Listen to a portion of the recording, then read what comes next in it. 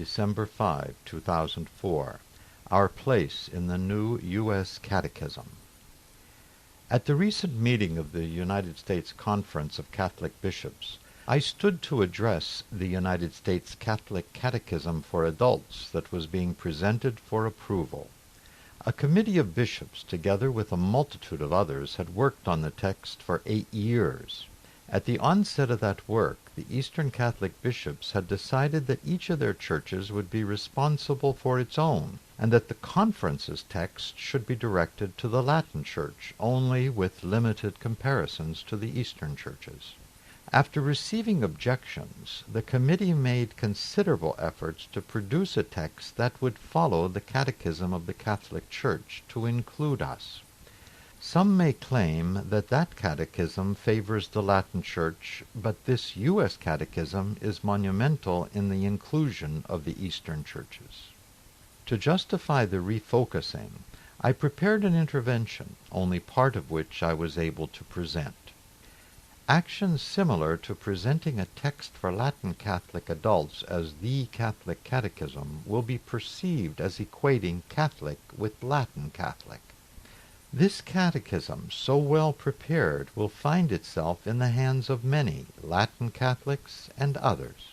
It will be a popular instrument, not only for education, but for evangelization and ecumenism as well. As such, it will be a source of confusion concerning the Eastern Catholics. Many people hold the opinion that the traditions, practices, and so forth of the Latin Catholic Church are to be preferred to those of the East.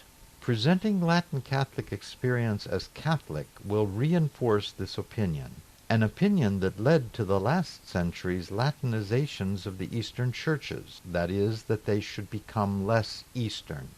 This title will also reinforce the opinion of yet others that the Eastern Catholic churches need to distance themselves from their Western counterpart in order to preserve their Eastern spiritualities. That is, that they should become less Catholic.